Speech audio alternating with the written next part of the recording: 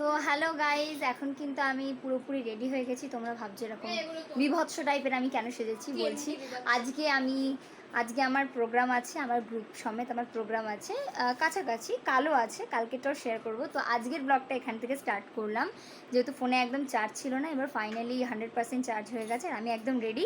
কিছুক্ষণ পর আমার স্টুডেন্টরাও এসে যাবে একে একে। তো চলো সবটা তোমাদের শেয়ার করি। আর তোমরা যদি রিয়েল ওষুধ দেখতে চাও তাহলে 1 মিনিট দেখাচ্ছি তোমাদের।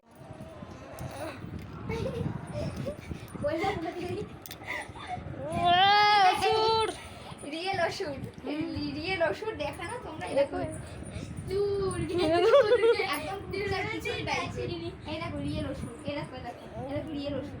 তো দুজনকে পর পর দেখা যাচ্ছে না, কেটে কেটে যাচ্ছে। রিয়েল ওষুধ দেখে নাও। গান কর, এবার কর, দুর্গা দুর্গা কর, কর দুর্গা দুর্গা। তোমরা রিয়েল ওষুধ দেখে নিয়েছো। ঘরের অবস্থা প্রচন্ড খারাপ। এই হলো আমার বান্ধবী, ও চলে এসেছে।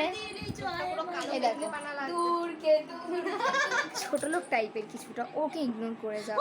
তো আমাকে কেমন লাগছে অবশ্যই জানি। ওই যদি এখন আমি ফুল কস্টিউমে নেই, কস্টিউমে আসি তারপর দেখাচ্ছি। তো চলো গাইজ, এখানে আমি পরে নিচ্ছিলাম আলতা ডান্সের প্রোগ্রামের জন্য, আর এরা দুজন বসে বসে কিন্তু করে যাচ্ছিল পাগলামি। এই ফুটেজটা কিন্তু কখন নিয়েছে আমি কিন্তু জানি না, কিন্তু যখন দেখলাম এডিট করার সময় এটা ছিল, তো আমি এটাকে অ্যাড করে দিলাম। তুমি তুমি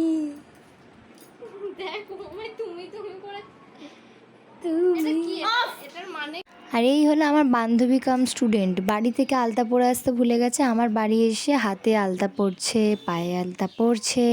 আর এই দেখো আমার স্টুডেন্টরা সকলে মিলে এখানে চলে এসেছিলো রেডি হতে। হাফ কিন্তু রেডি হয়ে গেছে, আর হাফ কিন্তু রেডি হচ্ছিল তখনও। আরে এই দেখো, এই সুন্দরীতে যেন পার্লারে বসে বসে সাজছে, ওকে তো একদম সাজিয়ে দিচ্ছে, আর ও রিল্যাক্স এখানে বসে আছে। আর এই সুন্দরী এখানে বসে আছে, বাড়ি থেকে একদম সেজেগুজে এসেছিল। আর এই হলো এর মা, আর এই এলাম আমি। কেমন লাগছে আমাকে অবশ্যই জানিও। ফুল কস্টিউমে চলে এসেছি এবার আমি। তো এই দেখো আমাদের বিয়ের বর, বউ কিন্তু এখনও এখানে এসে পৌঁছায়নি। বউ কিন্তু একেবারে চলে যাবে স্টেজের সামনে, সেখানে গিয়ে বউয়ের সাথে আমাদের দেখা হবে। তো যাই হোক, আমরা সকলে মিলে বরযাত্রী নিয়ে বেরিয়ে গেলাম টোটো করে।